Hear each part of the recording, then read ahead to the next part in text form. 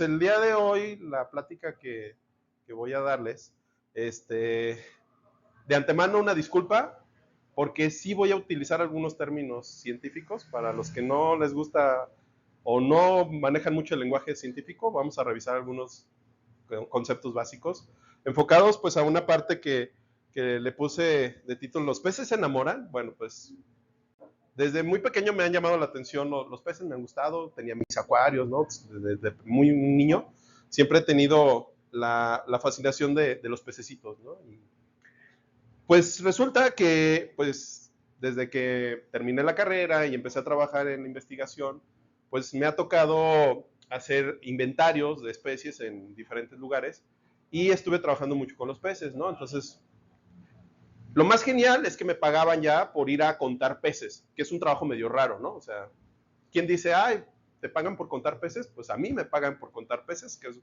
caso muy raro en el mundo, ¿no? No habemos muchos. Y todo esto empieza justamente por un caso en donde estábamos buceando aquí en Puerto Vallarta y de repente me encontré este pececito, ¿no? Si lo ven ahí muy bonito, blanco, negro. Nunca lo había visto y eso fue pues años después de que yo estuve haciendo censos de peces por todos lados, ¿no? Pues me di a la tarea de investigar porque pues tenía la curiosidad de saber qué estaba pasando con ese pececito, de dónde había salido. Pues lo primero que pensamos los biólogos cuando encontramos algo diferente es una especie nueva, ¿no? Nos emocionamos porque vamos a saber una especie nueva, describirla, ¿no? Esa es la fascinación que muchos tenemos. Pues bueno, empecé a indagar con colegas más experimentados, ¿no? En el tema, y pues resulta que no era una especie nueva, ¿no? Sino que es una especie de un pececito que es muy común aquí en el Pacífico, que se llama Malacoctenus ebisui, el nombre científico, les decimos simplemente blenios o tramboyos. Tramboyos es lo más común.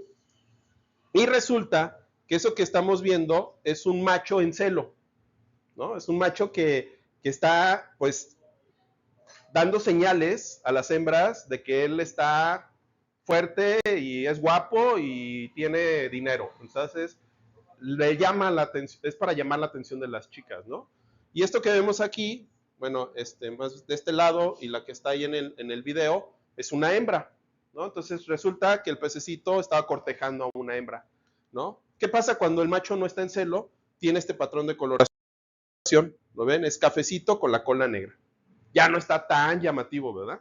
Ya no se ve tan guapo como en la anterior, ¿no? Entonces, algo bien curioso que sucede en el caso de los peces, a diferencia de nosotros en los seres humanos, ¿quién tiene que llamar la atención para atraer a la pareja normalmente? ¿Quién se tiene que...? Las mujeres, ¿no? Las mujeres son las que se maquillan y se ponen acá guapas para llamar la atención. Pues acá resulta que los peces, los que se ponen guapos son los machos, ¿no? Los pececitos son los que se maquillan de cierta forma, cambian sus colores para entonces darle la señal a las hembras de que están preparados para establecerse con familia, ¿no? Y toda la cosa. Entonces, bueno, allá vemos a la hembra, tiene ese patrón un poco marrón, también oscuro con esas franjas y el vientre amarillo, y este es el macho, ¿no? Pues bueno, a raíz de todo eso y ya después de que deducimos quién era y todo lo que había sucedido, pues empecé a investigar un poquito más sobre los pececitos. Y algo muy característico en los peces, pues obviamente son los patrones de coloración, ¿no? Los que trabajamos en la identificación de peces, que lo hacemos visualmente cuando buceamos, ¿no? Lo que les digo, pues me pagan por ir a contar peces, voy, los veo, anoto cuántos hay, de qué especies son, y cómo es que los reconozco, pues básicamente a través de los patrones de coloración.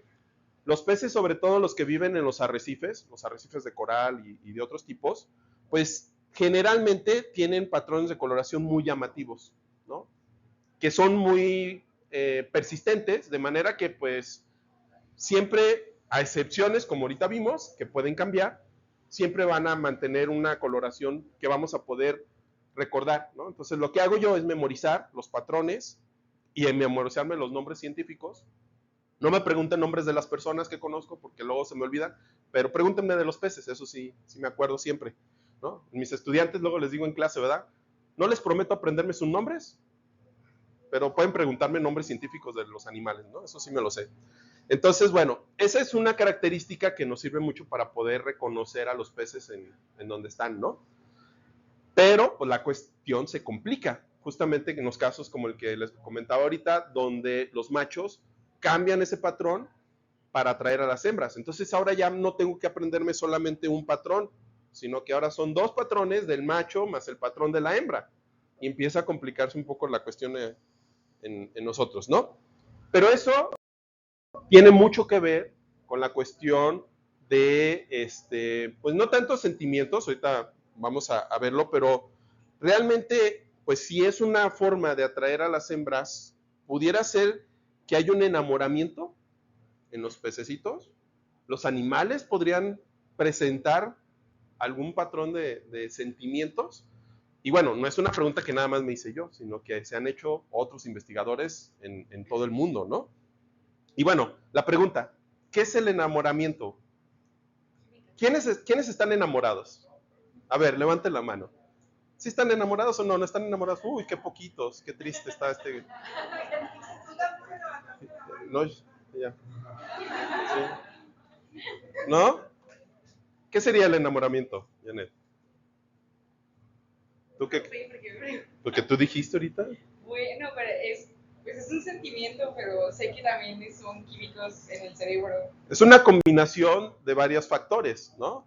Entre los que vamos a tener, pues un estado emocional, ¿no? Dicen por ahí que se caracteriza por alegría, normalmente estamos enamorados, estamos alegres, y una atracción hacia la otra persona, en este caso de las personas, de los seres humanos, ¿no? Hacia la otra persona hay una atracción.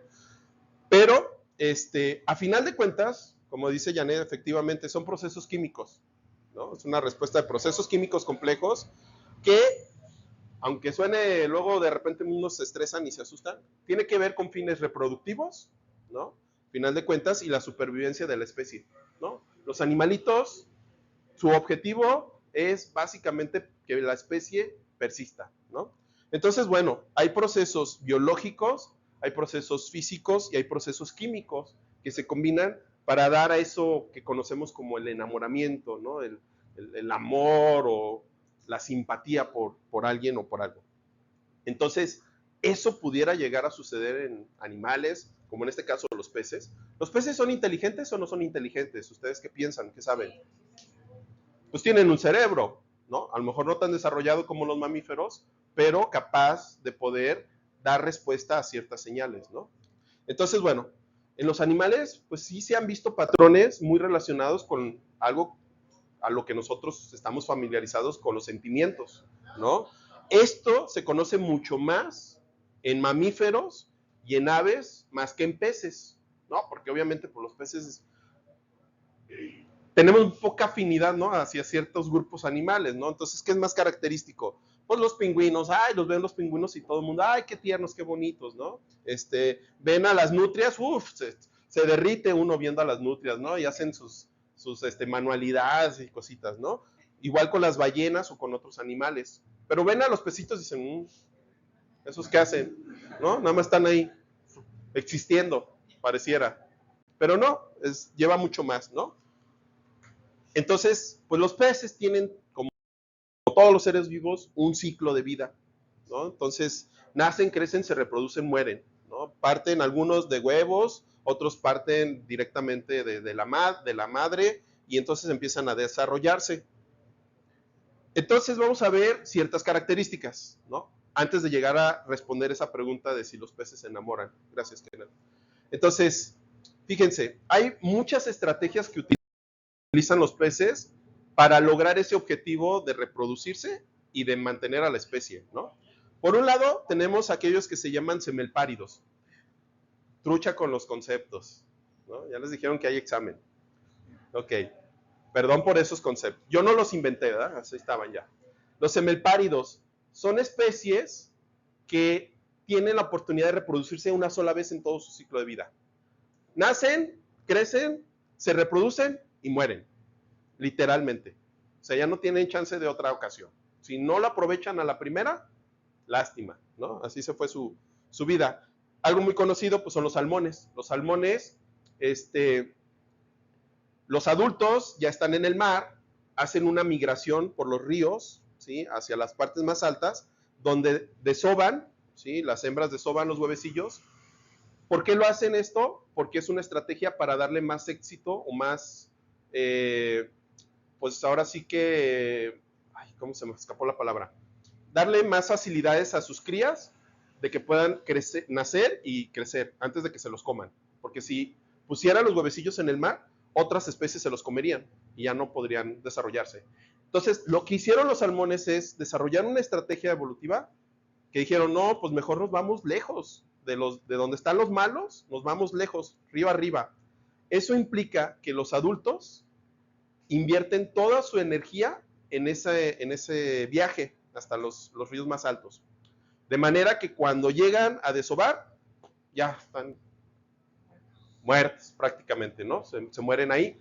Y los huevecillos se eclosionan, nacen los juveniles, hacen su migración hacia el océano, llegan al océano, crecen y otra vez, ¿no? Entonces, esa sería una especie semelpárida, que nada más tiene la capacidad de reproducirse una vez en toda su vida, ¿de acuerdo? Pero bueno, no todo es tan triste. Están los iteróparos, ¿no? Iteroparidad, que es el opuesto, que ellos sí pueden reproducirse más de una ocasión en toda su vida, ¿no? Puede ser una vez al año, durante muchos años, o puede ser múltiples veces en el mismo año, dependiendo de los tiempos de vida y su crecimiento y otros factores, ¿no? Por ejemplo, las tilapias. Yo creo que todo el mundo conoce las tilapias, o se las ha comido en alguna ocasión, fritas, ¿no? Ceviche, lo que sea. Bueno, pues la tilapia es una especie que crece rapidísimo y se reproduce fácil, ¿no? Prácticamente ustedes agarran tilapias, las echan al tinaco de su casa y se van a reproducir en el tinaco, ¿no? A ese nivel llegan. Son como los conejos del mar, bueno, más bien de los ríos y los lagos, ¿ok? Entonces, ese sería lo opuesto, ¿de acuerdo? ¿Hasta ahí? ¿Bien? Bueno, otra característica importante son los caracteres sexuales, ¿no? En el caso de los seres humanos, hombres, mujeres, hay una diferencia física muy notoria, ¿sí? En el caso de los peces, no siempre sucede. Entonces, ahí tenemos un cardumen de pececitos, esto les dicen cochitos punteados o cochitos taxis, si son cirujanos, hay machos y hembras. ¿Y cuál es cuál? Sabrá, ¿no? ¿Quién sabe? Bueno, ¿qué sucede con estos caracteres secundarios? Bueno, hay los que se llaman monomórficos.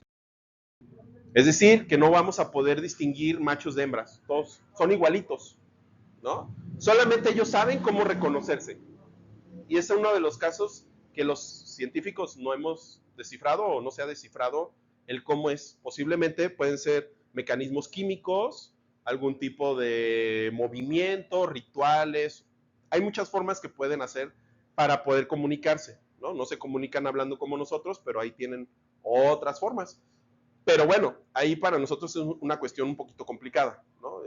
El distinguirlos. Todos son prácticamente igualitos. Y eso, pues, pudiera ser una ventaja o una desventaja, ¿no? Para lograr el objetivo.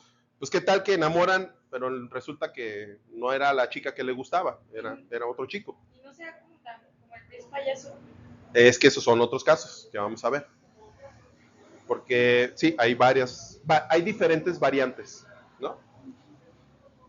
Bueno, los peces sapo son unos pececitos ahí muy raros, también son de este tipo, machos y hembras son prácticamente iguales, no podemos distinguirlos. Los pargos, estos guachinangos que les llaman, también son de ese tipo. Les voy a dar algunos ejemplos, hay muchísimos, pero no nos da tiempo para todo, ¿verdad? Los mariposa, que estos son también más conocidos, ¿no? También son monomórficos, machos y hembras son igualitos. Y luego tenemos el otro caso, que son los dimórficos, que son peces que los machos y las hembras son diferentes, de manera que tienen alguna característica que podemos entonces distinguir, ¿no? Entonces están los que son permanentes y luego están los temporales. Ahorita vamos con eso. ¿Qué es un permanente? Pues bueno, prácticamente siempre son machos, siempre son hembras y siempre tienen la misma característica. Estos son los peces mandarín, muy, muy famosos, no hay aquí en México, son del Indo-Pacífico, de Indonesia. Si ustedes ven aquí, la aleta dorsal del macho es puntiaguda, y ese es el carácter distintivo, ¿no? Los patrones de coloración son más o menos, pues son iguales. La hembra es ligeramente más pequeñita, ¿no? El macho es un poquito más grande, pero esta característica, con eso ya los podemos distinguir. Y ya seguramente ellos también se pueden reconocer. Está otro, no sé si lo conocen, el pez dorado. Zarandeado es excelente, es de lo mejor en peces zarandeados. Es que también doy recursos marinos, entonces pues también le veo el enfoque de aprovechamiento, ¿no? El pez dorado, también hay un dimorfismo entre machos y hembras, ¿no? El macho es realmente el dorado, por eso se le llama pez dorado, porque tiene un color amarillento, ¿no? Y la hembra es azul y es más pequeña, ¿no? Entonces ahí hay un dimorfismo sexual muy claro. ¿Qué pasa con los temporales? Pues bueno, el primer caso que les comentaba del trambollito, que veía allá raro en Vallarta, sería un dimorfismo temporal, porque les dije que ese nada más cambia cuando está en celo, pero cuando ya, pues los que tienen mascotas tienen perros, gatos, ya ven que entran en celo, pero es un tiempo, no están todo el tiempo en celo, ¿no? Tienen sus periodos. Ahí no sufren cambios morfológicos, ¿verdad? Son, bueno, las hembras no sé si cambien, engorden un poquito, a ver los que tienen gatos, perros.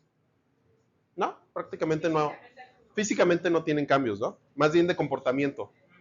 Ok, pero en este caso de los pececitos, pues el macho cambia su coloración, ya sabemos que entonces está en celo, y cuando no está en celo, vuelve otra vez a su coloración original. Así de fácil, ¿no? Es temporal. Esto es otro que se llaman castañetas, damiselas. En este caso, a los machos se les pone la cara blanca, como si se echaran maquillaje así todo en la cara, se les pone blanca, ¿no? Y esa es una señal de que están en celo. Hay otros casos un poquito más extremos, ¿sí? Esta especie que se llama carpa cabeza azul, una carpita, aquí vemos a la hembra, pues un pececito muy normal, ¿no? La forma típica, sus aletitas, no hay mucha cuestión ahí con eso. Este es el macho. El macho le empieza a desarrollar unas protuberancias en la cabeza. ¿Y qué creen? Pues eso es lo más atractivo para las carpas, ¿no? El acné en la cara es el wow para las carpas. No, en este caso, cuando está en celo, es el más marcado, ¿no? Entonces este es un dimorfismo muy notorio, ¿no? Para estos casos. Y bueno, básicamente todas estas protuberancias son unas proyecciones de la dermis, ¿no? Básicamente lo que nos sucede en la pubertad a todos con el acné, ¿no? Bueno, no es tan agradable, pero así sucede. Bueno, hay otros casos, como estos que es el pez ángel, ¿no? Ahí están unos que les encanta ahí estar abajo de las lanchas, comiendo, Vallarta, así, Manzanillo, en todos lados. Bueno, resulta que estos también tienen dimorfismo sexual permanente, ¿no? ¿Notan alguna diferencia entre este y este? ¿Cuál? ¿Esta? Es más naranja. Esta. Qué buen ojo. Esta es amarilla y esta es blanca. Ese es el dimorfismo sexual, ¿sí? Este es un macho porque tiene la aleta blanca y este es una hembra porque tiene la aleta amarilla, ¿no? O sea, son cosas que me pueden preguntar, ¿cómo supieron eso? Bueno, pues colectaron pececitos, los abrieron la panza, vieron las gónadas y así determinaron eso, ¿no? Pero luego, más adelante vamos a ver que se complica un poco más todavía eso. Bueno, y además de estos, hay otros que les llamamos polimórficos. ¿Qué es un polimorfismo? En lo anterior, ¿qué sucedía? Que los machos cambian a una forma, a un color, pero luego regresan. Dimórficos, dos opciones. Pues hay casos que son más extremos, ¿no? Que no se conformaron con dos, dijeron, no, vámosle a meter más al asunto, ¿no? Para complicarle más a los que censan peces, le metemos más ruido. Esta se llama viejita mexicana, ¿sí? Bueno, estos dos es la misma especie, ¿sí? Esta es la hembra, ¿no? Es roja con estas dos líneas, la cola amarilla. Este es el juvenil, que es todo amarillo con las dos líneas, es lo más parecido, ¿no? Más o menos, este nomás crece, se pone rojo y sigue siendo lo mismo. Y luego tenemos esta fase, que es un juvenil, un macho juvenil, y luego tenemos un macho ya en fase terminal, que lo que sucede es que le sale un chichón aquí en la cabeza. Eso es el wow para estos. Para los peces, sí, no es la cartera gruesa, ¿no? Es el chichón acá en la cabeza, ¿no? Mientras más frentón esté, más guapo está, ¿no? Es el atractivo, así es. Entonces aquí tenemos 4 formas de la misma especie. Pero, fíjense, cuando nacen estos, todos son hembras. Todos los pececitos son hembras. Y ahorita vamos a ver cómo se le llama eso. Y algunos de ellos se convierten en machos y otros se quedan como hembras, ¿no? Luego tenemos entonces los géneros. Un tema que en los últimos años se ha habido muy, muy discutido, ¿no? ¿Qué pasa con los peces? Pues la cuestión es no nada más con seres humanos, ¿no? La crisis de, a ver, ¿hay géneros? ¿Cuántos géneros? Todo eso, no solamente es para personas, sucede en el reino animal. También hay quienes tienen esa situación complicada. Bueno, tenemos lo que se llama gonocorismo o bisexualidad, que significa que hay dos sexos, machos, hembras, ¿no? Lo que la Biblia establece desde los tiempos, ¿no? Nada más hay machos, hembras, mujeres, hombres, punto. Entonces, por ejemplo, los botetes, los peces globo, erizo, los discos, que estos los ven en los acuarios, son gonocóricos, es decir, machos y hembras. Algunos con dimorfismo y otros no. Ya vimos, ¿no? Pero luego tenemos algo que son los hermafroditas, ¿sí? Los hermafroditas son aquellos que tienen tanto los caracteres masculinos, bueno, más bien el aparato reproductor masculino y femenino. Es decir, no necesitan buscar pareja o pueden mezclarse con quien sea. Todos contra todos, ahí no hay problema. Fíjense, este caso, uno podría pensar que la bisexualidad es lo más común o es lo más eficiente. En la naturaleza es todo lo contrario. La estrategia reproductiva más eficiente no es el macho y la hembra, ¿no? Es el hermafroditismo. Y entonces, por lo menos, en peces se ha reconocido 27 familias de 7 órdenes distintos que presentan ese tipo de estrategia, ¿no? Este que es un serrano, pues ese es macho-hembra, ¿no? Es una hermafrodita. Usualmente cuando buceamos y los vemos, está uno por aquí y luego otro por allá. O sea, ni necesitan andar buscándose y si se encuentran, es suficiente. No tienen que ponerse delicados. No tienen que preocuparse de a ver si sí o no, ¿no? Entonces, pues los sexos están en el mismo individuo, ¿ok? Pero luego llegamos a otro tipo de hermafroditismo más complejo que se llama hermafroditismo secuencial, ¿sí? ¿Qué es el hermafroditismo secuencial? Pues son individuos que primero son de un sexo y después cambian a otro. Y bueno, ahí están los peces payaso, ¿no? Que se hizo muy popular con la película de Buscando a Nemo. Estos peces se llaman protándricos, o sea, es un hermafrodita secuencial protándrico. ¿Qué significa? Que todos cuando nacen son machos. Todos los peces payaso cuando nacen son machos y algunos de ellos cuando crecen se convierten en hembras, ¿sí? ¿Se acuerdan en la película de Buscando a Nemo? Que Nemo tenía muchísimos hermanitos y llegó la barracuda, se los comió y nomás se quedó Nemo, ¿no? Entonces, ¿qué sucede? Bueno, Marlin, su papá, pues siguió siendo su papá, ¿verdad? No cambió a su mamá. Pero, pues sucede que esto puede cambiar, ¿no? Este es un proceso muy común en los peces y es la estrategia más efectiva para los peces en los océanos, ¿sí? Ser hermafroditas secuenciales. Estos pececitos, que son señoritas, esta especie, Thalassoma de Lucasanum, es la especie del Pacífico, del Océano Pacífico aquí en México, y es la especie de las especies más abundantes. Su capacidad justamente de cambiar de sexo le permite reproducirse más efectivamente.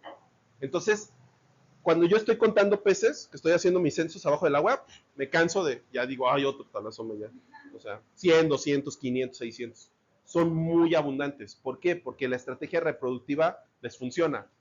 Si nosotros nos vamos al Caribe, si se van a Cancún, por allá a las Bahamas y todo eso, van a encontrarse una especie muy parecida, que es Thalassoma bifasciatum. La misma situación, es una especie súper abundante, que también es hermafrodita secuencial, y que lo que sucede, bueno, aquí a diferencia del pez payaso, estos son protogénicos. ¿Ok? Si el otro es protándrico y son machos cuando nacen, entonces, ¿qué son los protogénicos? Hembras. Todos estos cuando nacen son hembras. Y cuando crecen, lo que hacen es cambiar. ¿Sí? Entonces, esto es un macho y este es un macho. Entonces, es bien curioso, porque un macho tiene un harem de hembras. Ah, es otra estrategia muy efectiva en la naturaleza, ¿eh? Un macho tiene su harem de hembras, ¿no? Y las cuida, y las fertiliza, y se reproduce. Muy conveniente. Pero ¿qué pasa si el macho se muere? Una de sus... Bueno, ya. Sí, una de las hembras, la más grande usualmente, se convierte en macho y sustituye al macho alfa, y entonces ella cuida ahora, se convierte en el macho y cuida al harem, y así se están sustituyendo. ¿Por qué? Pues miren, si lo analizamos un poco, pues ¿cuántos machos necesitamos en la naturaleza para crecer la población? Muy pocos, ¿no? La tasa de crecimiento de una población depende más en función de las mujeres o de las hembras que de los machos, ¿no? Porque un macho, pues bueno, no quiero sonar machista, ¿verdad? Pero un macho puede fertilizar muchas hembras, y a final de cuentas va a haber más individuos porque hay más hembras. Entonces, esta es una estrategia que es muy eficiente en la naturaleza, no solamente con peces, lo podemos revisar en otros grupos, ¿no? Dime. Y, por ejemplo, después de que se hizo macho, ya no puede regresar a hembra y también, por ejemplo, el payaso no puede regresar. Ok. Justamente dije, va a preguntarme eso. Lo que pasa es que hay hermafroditismo unidireccional, que solamente te permite cambiar a una opción y ya, te quedaste ahí. Es como en el examen, cuando contestas los exámenes y contestas y luego, híjole, no creo, la borras y la vuelves a poner, ya no hay vuelta de hoja, ¿verdad? Entregaste con esa respuesta, ¿no? Entonces es unidireccional, solamente cambian a un lado. Pero hay especies que son bidireccionales, es decir, que pueden cambiar para allá, para acá, para allá, para acá. Un día salen de mujer, un día salen de hombre. Un día son machos, al otro día son hembras. Y pueden estar cambiando cuantas veces quieran. No estaría tan mal, ¿verdad? Y la fertilidad no se ve como algo afectada. Pues no se ha evaluado, no se ha visto que las poblaciones sean mermadas por esa cuestión. Al contrario, son peces muy abundantes, de manera que es muy efectivo. ¿Sí? ¿Ok? Y bueno, la viejita que les había presentado, que tenía muchas formas, que es polimórfico, también es una hermafrodita secuencial. ¿Sí? O sea, también están cambiando de sexo, porque vimos que todas eran hembras. ¿Cómo se llamaban? Cuando nacen todas hembras, protogénicos, ¿no? Son protogénicos, pero además son polimórficos, porque cambian de formas. Y además son con caracteres sexuales distintos. O sea, muy complejo. Estos son el dolor de cabeza para los cursos de peces, ¿no? Dime. Y es de esperarse que ellos no sean monógamos, ¿verdad? No. No, porque pues un macho fertiliza muchas hembras, pues no hay monogamia, ¿no? Y hay cambios entre ellos. Puede haber casos donde otros machos peleen el harem y quiten al otro, y entonces ya él se queda con el harem. Puede suceder. Bueno, y luego para entrar un poquito todavía más en todo este rollo, ¿qué otras opciones puede haber? Pues bueno, está la partenogénesis, ¿no? La partenogénesis, que también le llaman unisexualidad, es decir, que en este caso, pues con un sexo es suficiente, ¿no? Sucede, por ejemplo, la ginogénesis, que es cuando no hay contribución de los machos solo para activar los huevos. Es decir, todos los pececitos son hembras. Y no hay machos. En las poblaciones naturales, en la naturaleza no existen los machos de esa especie, ¿no? Por ejemplo, de estos que son topotes, todos los peces que existen de topotes, que estos son de agua dulce, son hembras. No existen los machos. ¿Y cómo se reproducen? Utilizan otras especies de machos nada más para activar la fertilización de los huevos. Pero el material genético no se mezcla. Básicamente es un tipo de clonación. Las hembras se clonan y las crías son clones de la hembra adulta, ¿no? Y esta, dime. Perdóname. No, te perdono. ¿Cuántas veces se puede reproducir ese tipo de pareja? Varias veces, sí. Pues, sí, hay machos y... O sea, pero dice que es unisexual, o sea, no necesitan a los machos. Entonces, ¿se puede hacer como varias veces al año? Así de que, tengo que Sí, pues si se fertilizó con un macho y a los 2-3 meses se encuentra otro macho. ¿Pero no hay endogamia? Se ha discutido mucho si el proceso, pero es que como no hay combinación de ADN, son clones. Por eso no se puede hablar de endogamia. O sea, se pueden hacer así infinitamente. Sí, tú puedes clonarte infinitamente, ¿no? Por ejemplo, eso no les afecta. O sea, que no haya como variabilidad. Pues siguen persistiendo las especies. No es tan eficiente como otro, pero siguen persistiendo. Sí pueden ser más sensibles, por ejemplo, estos son muy susceptibles a cambios ambientales. Entonces, en ese sentido, pues bueno, pueden afectarse. Pero morfológicamente, fisiológicamente, funcionan bien, ¿no? Dime. Y si meto muchas de esa especie de bebés en una pecera con todas sus condiciones adecuadas, sin ningún otro macho de ninguna especie, no van a poder soportar. En esos casos no se puede dar. En el caso de la ginogénesis. Pero está la hibridogénesis. Y entonces en la hibridogénesis hay una contribución del macho, pero se desecha cada generación. ¿Sí? Entonces ahí, bueno, no, más bien, sí, podría funcionar más bien en ginogénesis, que no tengas machos y posiblemente las hembras sí puedan clonarse. En la hibridogénesis no, porque aquí sí se necesita parte del material, aunque se desecha. ¿Sí? Esta parte es un poco complicada, es compleja. Se ha estudiado más en reptiles y en otros grupos, e insectos, que en peces. Pero bueno, son casos que se conocen. Y habría que ver los estudios a largo plazo para poder ver cómo se van cambiando las poblaciones, ¿no? Pero bueno, hay esas posibilidades, ¿no? Que las hembras funcionen. Fíjense, están los tiburones sierra, estos que tienen la sierra, que son muy raros. De hecho, es una especie en peligro de extinción. Los capturaban, los pescaban para quitarles justamente la prolongación esa que tienen en el hocico. Y esta es una especie que se ha reportado, que se vio en los acuarios, no se había visto en la naturaleza, sino en los acuarios, que se reproducían por partenogénesis, que no había machos. O sea, nunca hubo un macho, pero la hembra se reprodujo. Entonces sí puede suceder, ¿no? Y en algunos tiburones se ha visto. Bueno, luego viene la parte del apareamiento. Pues bueno, hay algunas especies que se les llaman promiscuos, ¿no? Es decir, promiscuo, pues que a muy corta edad, muy rápido, pueden empezar a reproducirse, ¿no? Pueden tener múltiples parejas durante su etapa reproductiva. Estos son de libre sexualidad, ¿no? Ellos ahí andan felices por todos lados, los cochitos, los serránidos, las sardinas, eso es una forma. Y tenemos los polígamos, que los polígamos pueden ser machos con múltiples parejas en cada temporada reproductiva. Ya habíamos visto los talasomas, los arcoíris, están los peces loro, estos que son damiselas, los peces pipa, que son muy alargaditos, o los halconcitos, ¿no? También, por ejemplo, tiene un harem. El macho cuida, estos están en el coral y el macho cuida a las hembras que están ahí con él. Y puede tener varias hembras, ¿no? Entonces hay una poligamia. Los peces payaso también son polígamos, pero aquí hablamos de poliandria, ¿no? Para que no digan que nomás los machos son los que se divierten. No, en este caso, las hembras tienen múltiples parejas en su temporada reproductiva, ¿sí? Y eso sería la poliandria. Que bueno, no es única de los peces, ¿eh?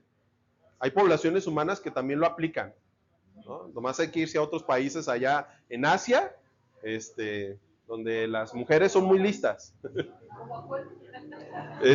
Kazajistán y por allá, las mujeres tienen a varios maridos, ¿no? Esta señora, miren, tiene 5 maridos y está feliz, se ve feliz. Entonces, yo creo que puede funcionar, ¿no?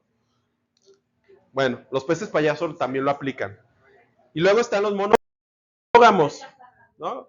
Que la mayoría, ¿no? Aplicamos por la monogamia. Entonces están los peces mariposa. Los peces mariposa, básicamente, en este caso, esta especie, se juntan las parejitas, se encuentran y son parejas de por vida. De manera que cuando el macho o la hembra se muere y queda el viudo, pues la otra ya no busca pareja. Estos son parejas de por vida. Estos son el ejemplo, ¿no? Para muchos, ¿no? ¿Cuánto viven? Alrededor de 2, 3 años.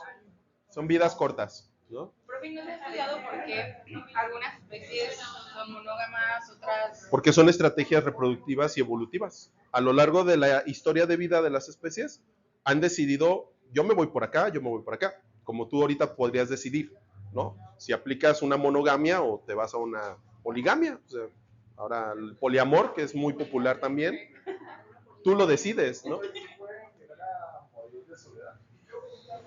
Pues, como tal, no se ha determinado que se mueren por soledad, pero usualmente cuando buceamos y los vemos, o están en pareja, o si están solitos es porque prácticamente ya perdió la pareja y quedó solito, y ya no se junta con nadie más. Es lo que se ha observado a través de directamente. Sí, pues siguen su ciclo de vida, pero solos. ¿Y eso se puede probar parejas? O sea, que sea una pareja. Lo han intentado, pero no funciona. No funciona. Sí, es real.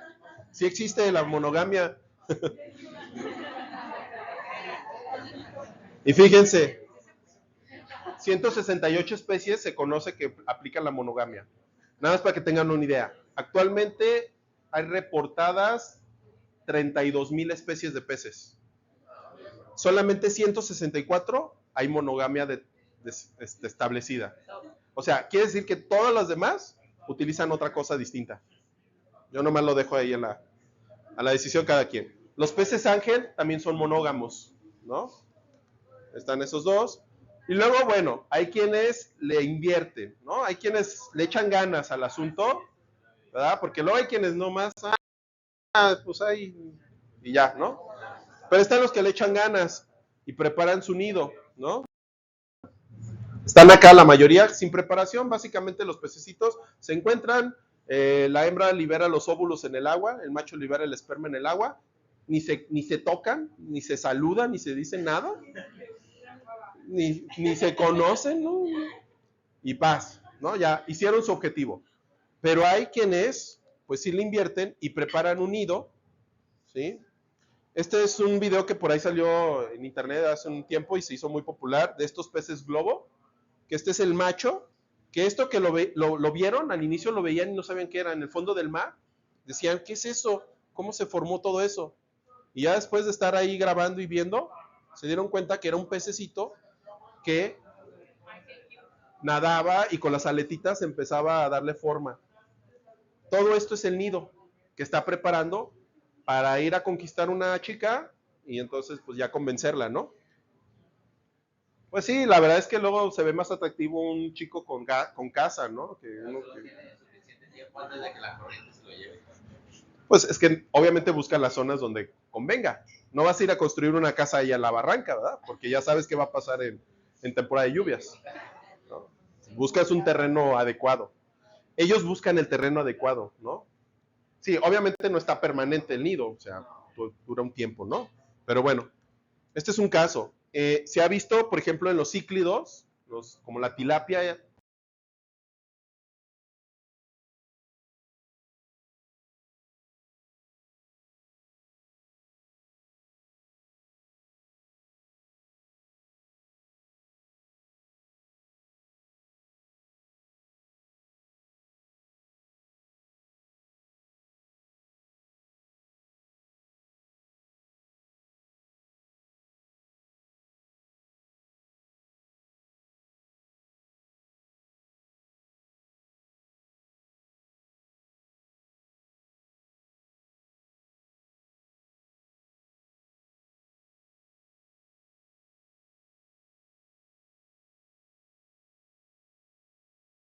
pero en los primos de la tilapia, en África, que también tienen la capacidad de construir nidos. Hay quienes son un poquito más flojillos, ¿no? Nomás hacen ahí como un círculo y ya con eso cumplieron.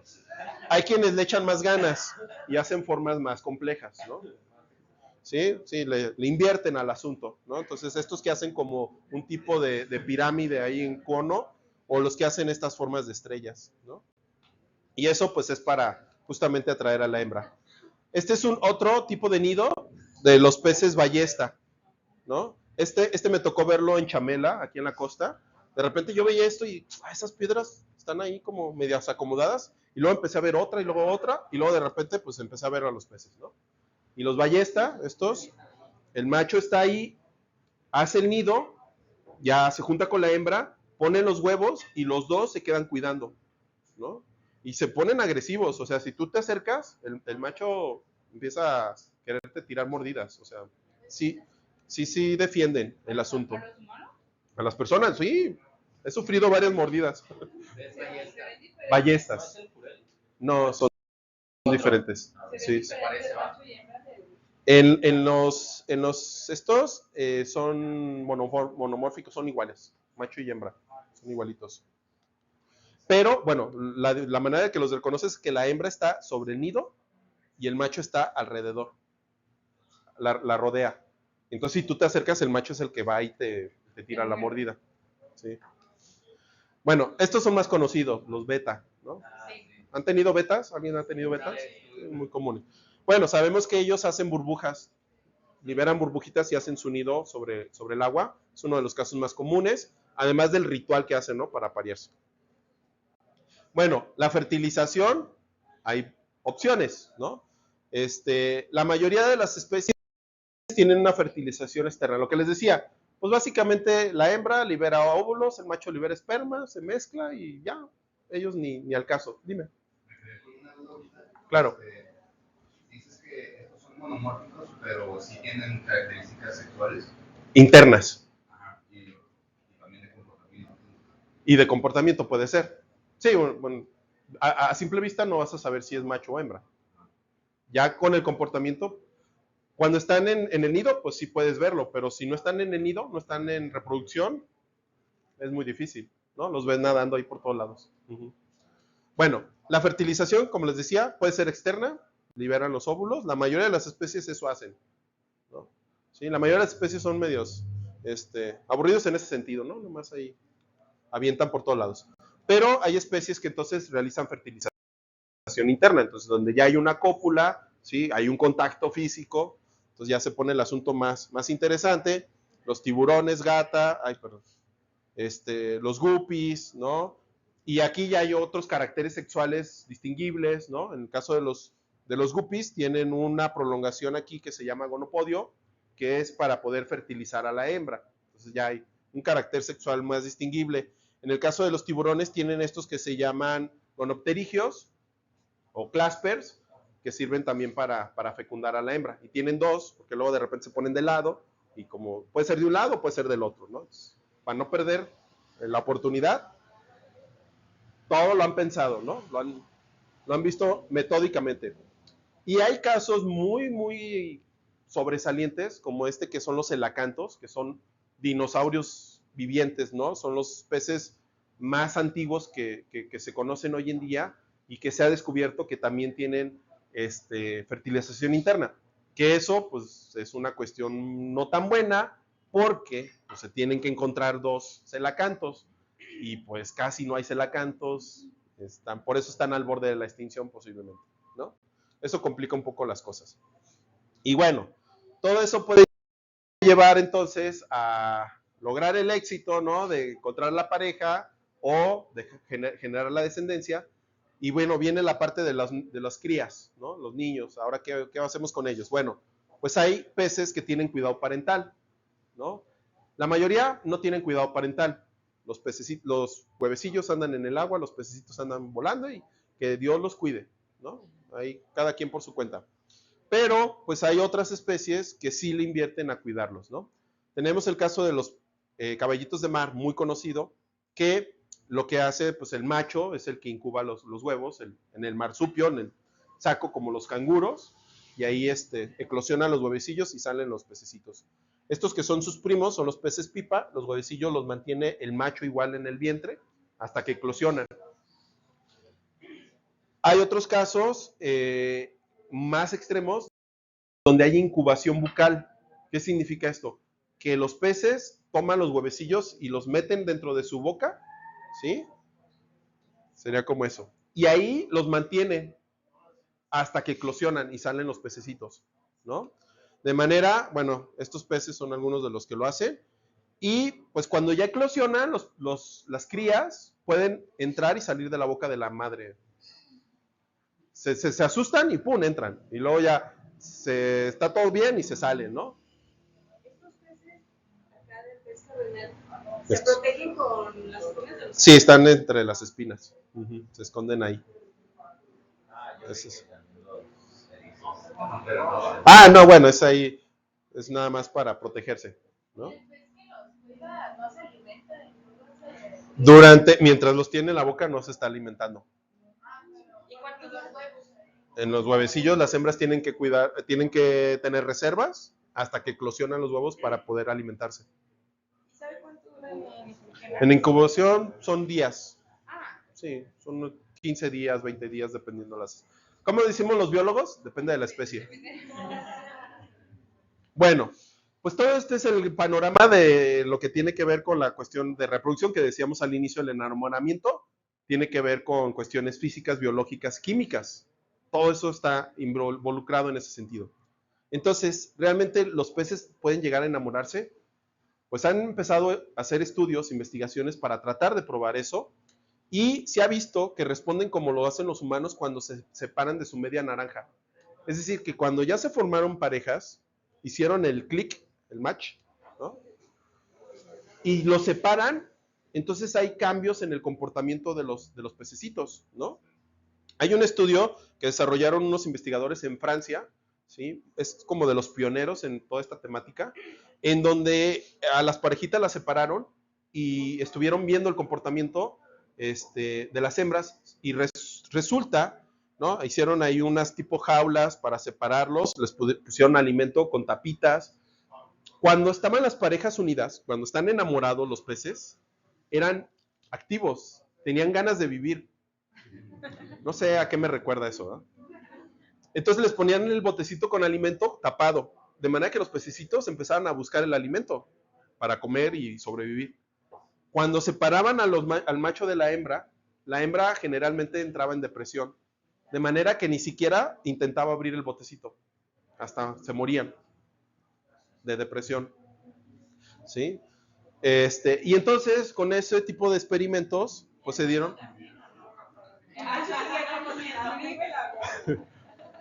Los machos siguen comiendo porque pues son menos sensibles. Fíjate, o sea, realmente el artículo lo dice, las hembras son las que más frecuentemente entraban en depresión. No excepción, no era la... No al 100%, pero la mayoría sí. Entonces, para comprobar que tienen sentimientos, los torturamos psicológicamente. Eso es lo mismo que hacemos nosotros con seres humanos, ¿no? ¿Cómo te das cuenta? Hasta que sufres, ¿no? ¿Cómo te das cuenta que estabas enamorado? Pues hasta que te dejaron y... ¿Y dónde terminas? ¡Salud! ¿No? Bueno, entonces resulta con este trabajo que había una preferencia, ay Dios, había una preferencia hacia un macho en particular, ¿no? Las hembras buscaban eso, y eso se influía mucho en la fertilidad de las hembras, ¿no? Entonces las hembras podían tener más crías, más saludables, se reproducían más ocasiones, obviamente pues buscaban alimento para sobrevivir. Cuando estas perdían a la pareja se ponían más tristes, melancólicas, no se veían las caras de tristes ni llorando, ¿verdad? Pero adoptaban actitudes más pesimistas, de manera que ni siquiera intentaban sobrevivir, ¿no? Entonces, bueno, esa es una forma que nos lleva a entender que posiblemente sí haya ese tipo de conexión que le llamamos nosotros enamoramiento, ¿no? Y bueno, pues concluyen básicamente pues en esa situación donde posiblemente tendríamos alguna relación más cercana de lo que podríamos pensar con este tipo de organismos. Y básicamente eso es todo. Muchas gracias.